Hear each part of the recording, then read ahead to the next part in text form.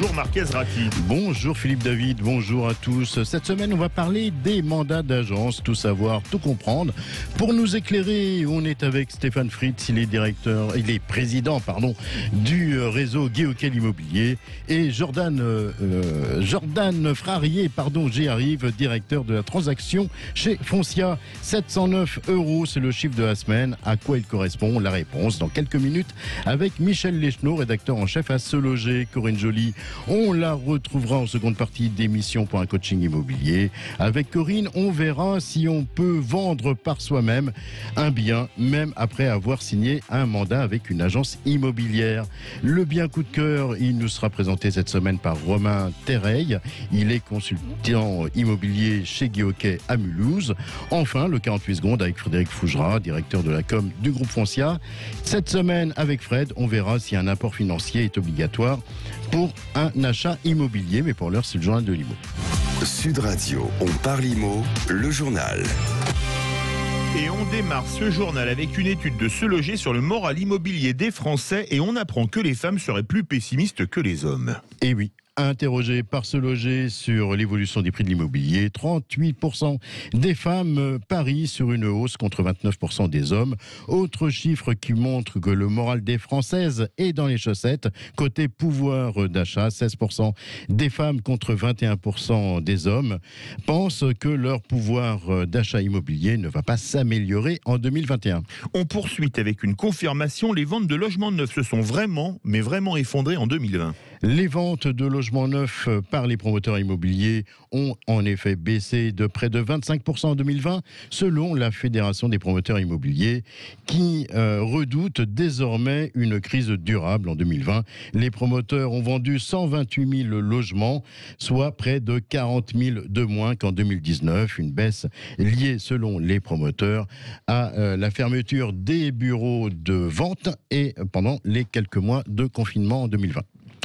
Enfin, Philippe, l'histoire de la semaine, et aujourd'hui vous nous amenez en Bretagne, dans les Côtes d'Armor, où une île privée a du mal à trouver un acquéreur. Racontez-nous. Et pourtant, ça fait rêver, une île rien que pour soi. Oui, en effet, cette île de 6400 mètres carrés, c'est déjà pas mal, se situe dans l'embouchure de Trieux, classée une des plus belles rivières maritimes de Bretagne, proche de l'île de Bréa. C'est un petit côté de paradis, l'île de Bréa, où la navigation est un spectacle permanent, surtout l'été, où se croisent kayakistes, voiliers, bateaux de pêche et autres yachts, où il y a aussi des yachts.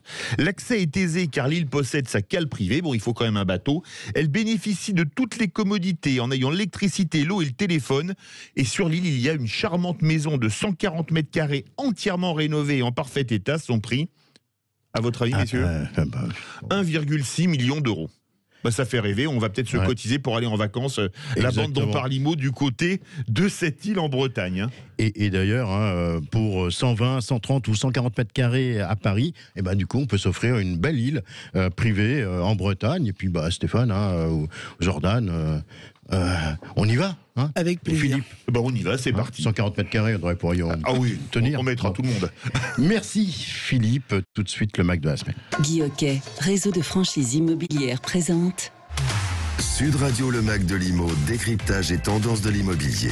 Et dans le Mac de la semaine, on va parler mandat d'agence aujourd'hui, Marc. Et avec nous pour répondre, Stéphane Fritz, il est président du réseau Guéoquel, et Jordan Frarier, il est directeur de Foncia Transactions France.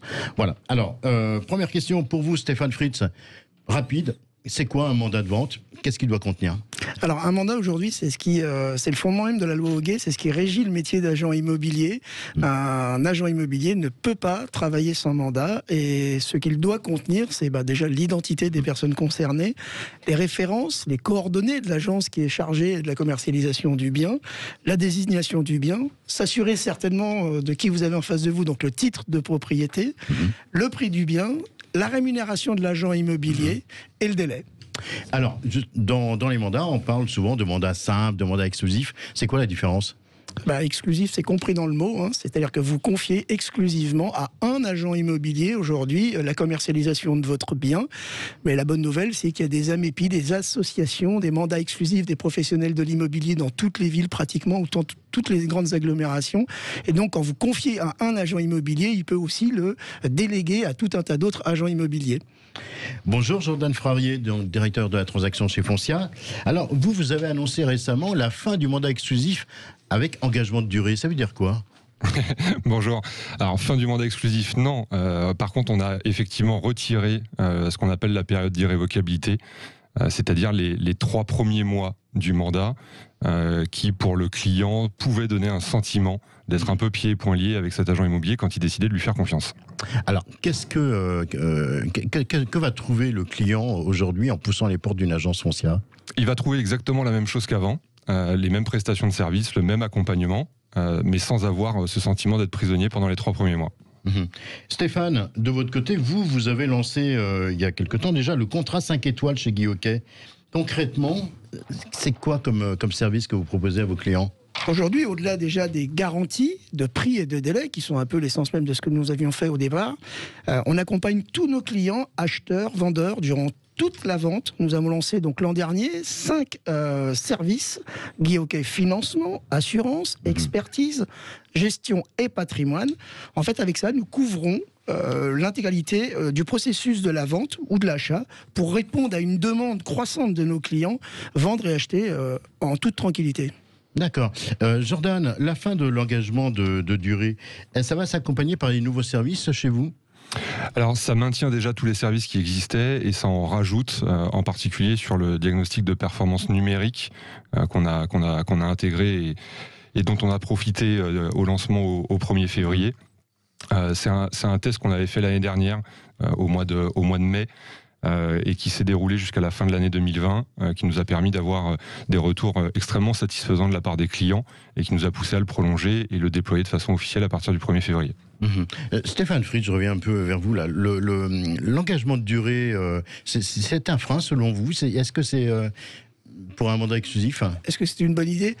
Ou est-ce que c'est une bonne idée ? On considère que c'est une fausse bonne idée pour 2 raisons. Un, déjà, nous vendons les mandats exclusifs en 71 jours, c'est 25 jours de moins que la moyenne nationale, donc on vend assez vite les mandats exclusifs.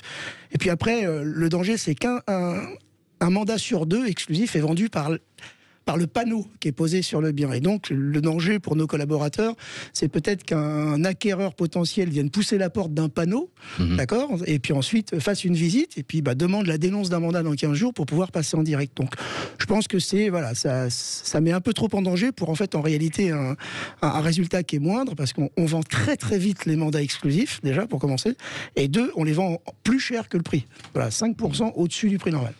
Jordan Frarier, vous répondez quoi au scepticisme qui a l'air de prendre notre ami Stéphane Fritz ce matin ? Alors, je ne sais pas si c'est du scepticisme. On a plutôt pensé le sujet, non pas sur l'angle du professionnel, mais sur l'angle du client. On est dans un contexte où les situations personnelles, collectives peuvent changer rapidement, où le sentiment d'enfermement peut effrayer encore plus que par le passé.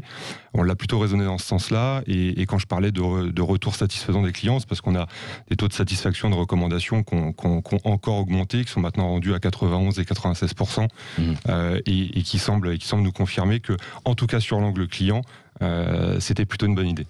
Alors Stéphane Fritz, le multiservice, c'est pour vous, c'est l'avenir pour les agences immobilières ?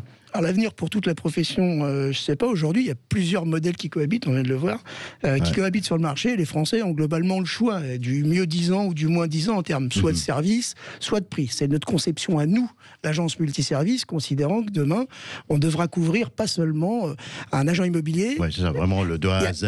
Il y a l'idée quand même de la commission perçue, et on ne sait pas trop ce qu'il y a en face en réalité, parce qu'on voit cuisine à gauche, salon à droite, 10 000 €. C'est extrêmement compliqué quand même pour les gens. Aujourd'hui, la prestation de service qui va autour, on l'explique. Chez Guy Hockey, on dit ce qu'on fait, on fait ce qu'on dit, et c'est la conception qu'on a, nous, de l'agence immobilière de demain. Merci à tous les deux. Stéphane Fritz, président du réseau Guy Hockey, Jordan Frarier, directeur de Foncia Transactions France. Tout de suite, on va retrouver notre ami Michel Leschneau, rédacteur en chef à Se Loger. Bonjour Michel. Bonjour Marc, bonjour à tous. Bonjour Michel. Comment allez-vous ? Eh bien écoutez, ça va très bien ce matin, et vous ? Bah écoutez, en vous entendant avec votre voix solaire, j'aime bien moi. Dites-moi, on retrouve votre chiffre de la semaine, c'est 709 €. Ah, ça correspond à quoi? Eh bien, il s'agit du loyer moyen d'une location vide en France, c'est-à-dire sans meubles. Ça veut dire sans meubles, d'accord. 709 € par mois. Bon, par les temps qui courent, c'est quand même une somme, non? Eh bien, vous avez tout à fait raison, Marc. Selon l'INSEE, en 2018, un salarié du privé touchait en moyenne 2369 € net par mois en équivalent temps plein. S'il est locataire de son logement, ce salarié consacre ainsi 30% de son salaire mensuel à se loger.